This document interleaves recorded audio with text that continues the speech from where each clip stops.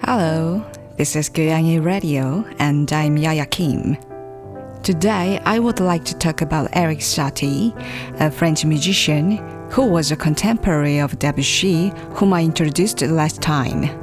Well, actually, I chose Debussy and Erik Satie as I was choosing my favorite composers without knowing that it was the Olympic period, and it seems like the Paris Olympics are in full swing these days. I realized that the Olympics were going on right now because there was news that France introduced South Korea as North Korea at the Olympic opening ceremony. By the way, they introduced South Korea as North Korea. Oh my gosh. Well, and I think there are various evaluations of the opening ceremony. You know, France is also called the country of art, so many people were looking forward to the opening ceremony, but it seems like many people think their show was a bit bizarre. I only saw a few key scenes from the opening ceremony through the news, but I was able to see elements of the Commedia dell'arte that I had previously talked in the Debussy story. I personally think their show was visually wonderful. It was pretty much my style, kind of, yeah. But I think there were some contradictory aspects to the content, to be honest. Yeah. Anyway, let's get back to Erik Satie. Born in 1866 in Honfleur, France, the son of a shipping merchant, Erik Satie was naturally exposed to music under the influence of his music-loving mother, and he studied piano, Gregorian chant, and the basics of mystical thought from organist Vino. Erik Satie also entered the Paris Conservatory, but he dropped out because he had a strong desire to create his own musical world, breaking away from the old and traditional school style of the time. However, after dropping out of school, he wandered for a while, and then became absorbed in Andersen fairy tales. Even Erik Satie already smells like a rebel, just like Debussy, right? In fact, it is said that Erik Satie and Debussy were so close that they influenced each other. Anyway, as expected, Erik Satie, who was called an eccentric at the time, was not an ordinary person. Even Debussy, who was a rebel and a free spirit, advised Erik Satie, "You should think more about form." As someone who was once called an eccentric, well, now I think that at this point, the word eccentric is a compliment to an artist. Then, Erik Satie enlisted in the military, but he was unable to adapt and became ill himself, leading to an early discharge a few months later. After leaving his hometown in 1887 and barely making a living as a cabaret pianist in Montmartre and associating with various artists, Erik Satie gained attention by releasing his representative works, such as Gymnopedies and Six Gnossiennes. This is probably music that many of you are familiar with, one of Erik Satie's representative works, Gymnopedies is a piece that well demonstrates his unique musical sense. The word gymnopedie means naked boys in ancient Greek, and this music is characterized by slow tempo and simple melody and repetitive patterns, conveying a sense of calm and unique anxiety to the audience. His music has been frequently used in various media, such as movies and advertisements in modern times, and has become familiar to the public. Then I will play Gymnopedie number 1 myself.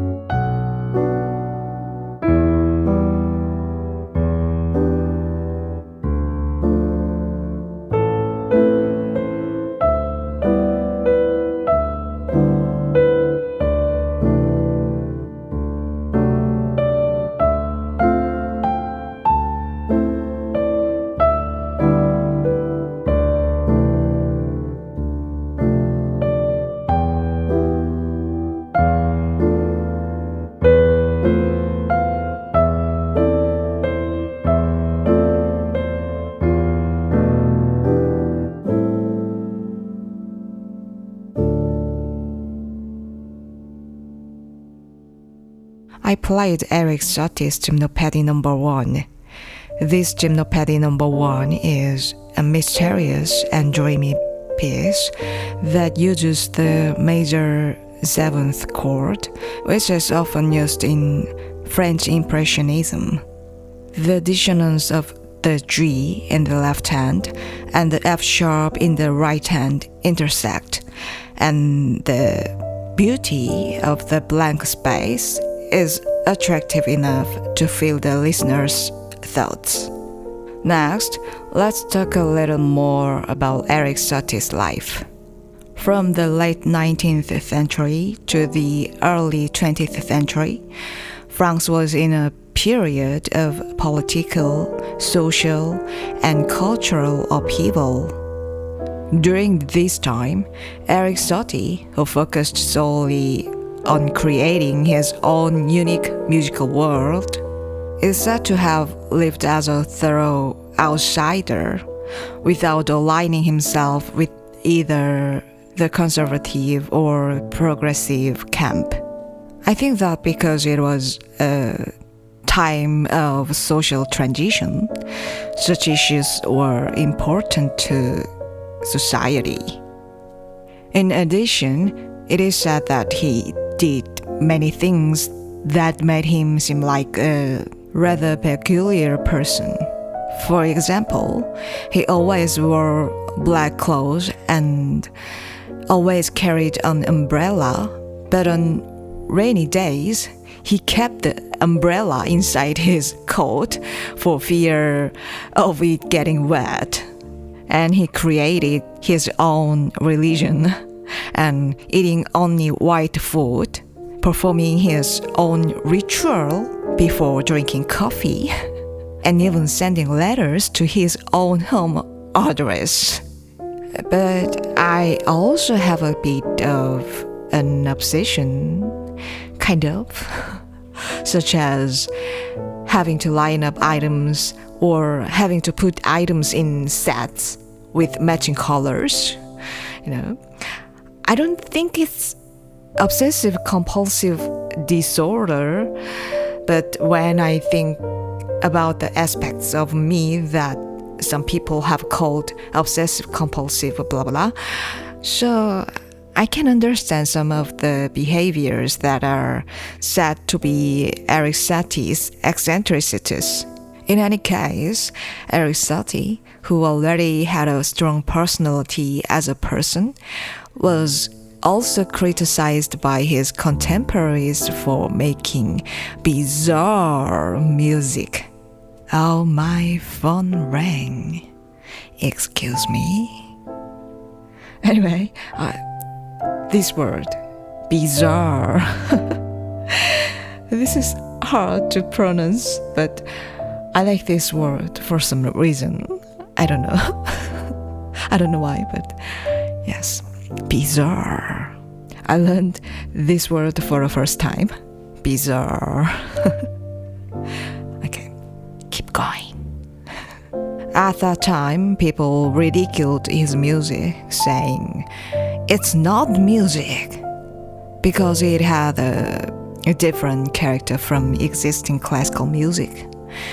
However, as time went by, his music was evaluated as having played an important role in laying the foundation for modern music. Erik Satie was treated as a heretic in the music world at the time, but his music has shined even brighter as time goes by. Erik Satie expanded the possibilities of the art of music beyond simply making music, and his music laid the foundation for the concept of ambient music and modern minimalism music, and it can be said that it inspired many modern composers. Then, let's listen to another representative work of Erik Satie. Gnossiennes consists of 6 pieces, and this time I will play number 1 myself.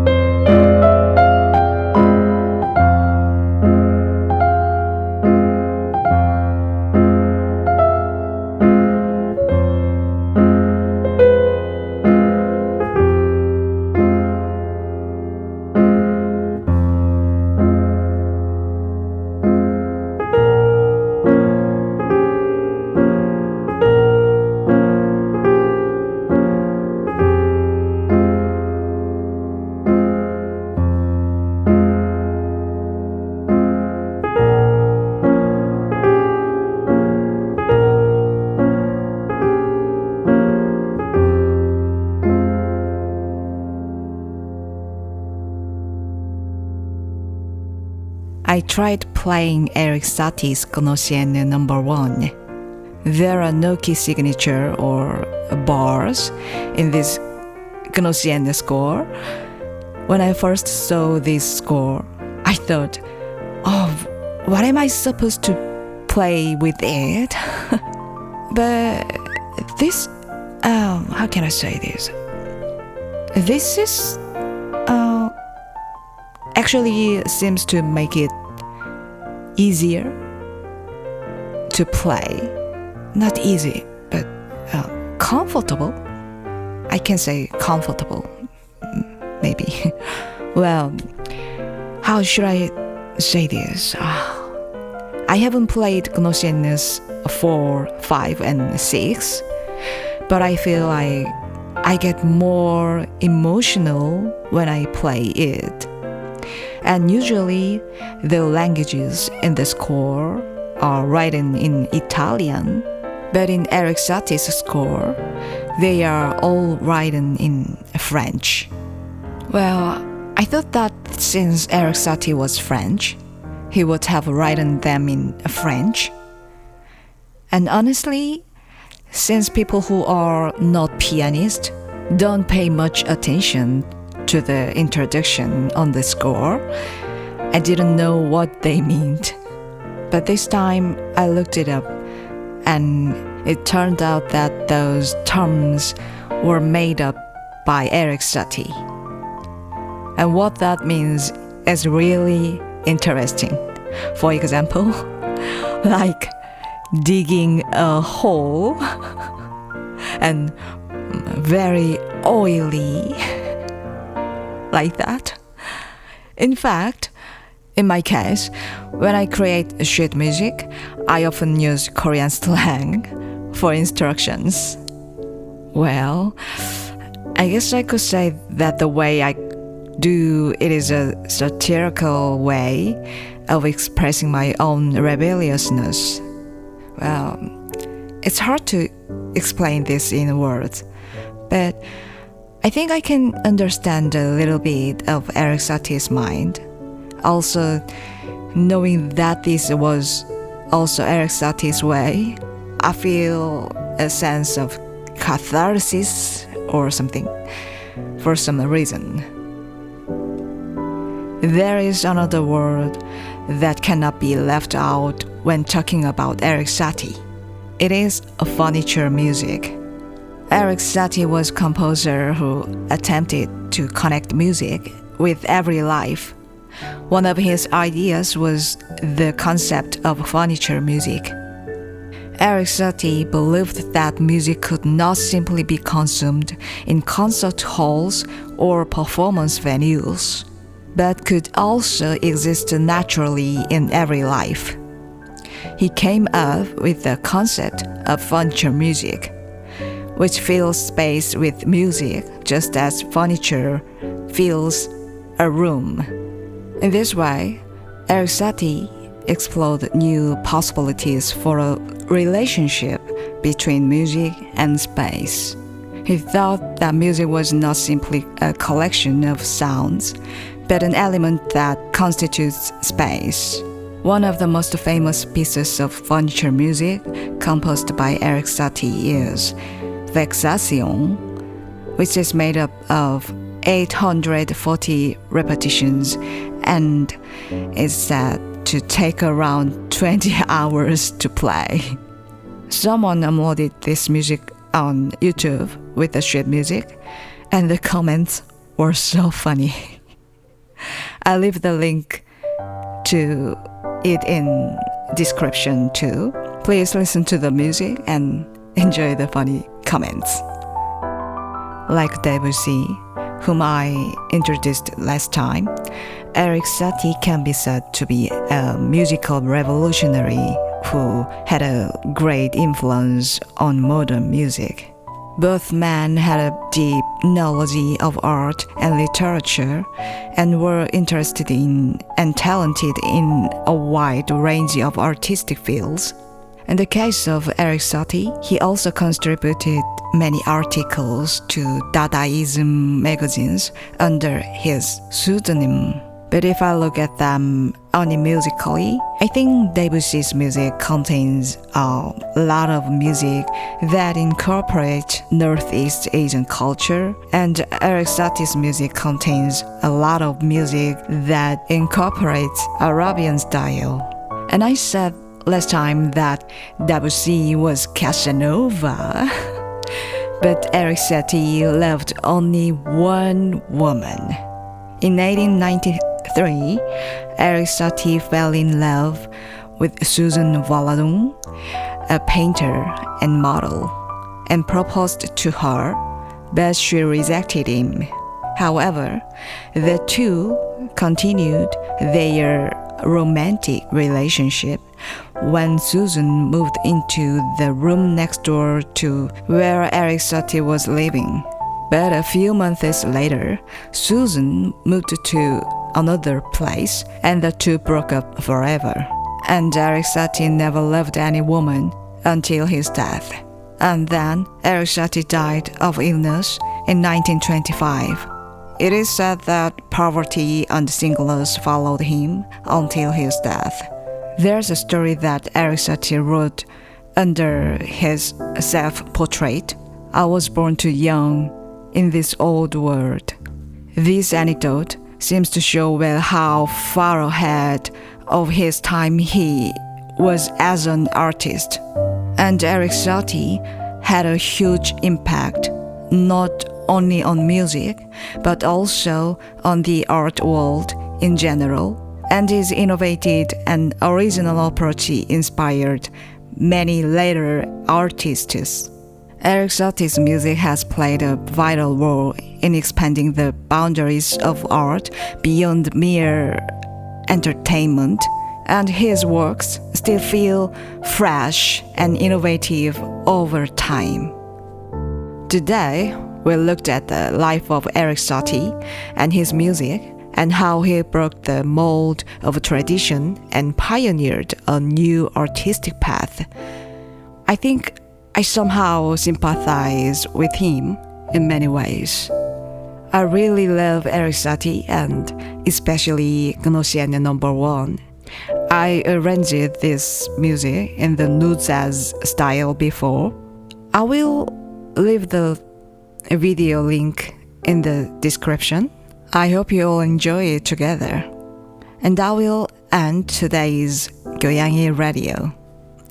Next time, I will visit you again with the world music tour after a long time. Thank you so much. Have a good night.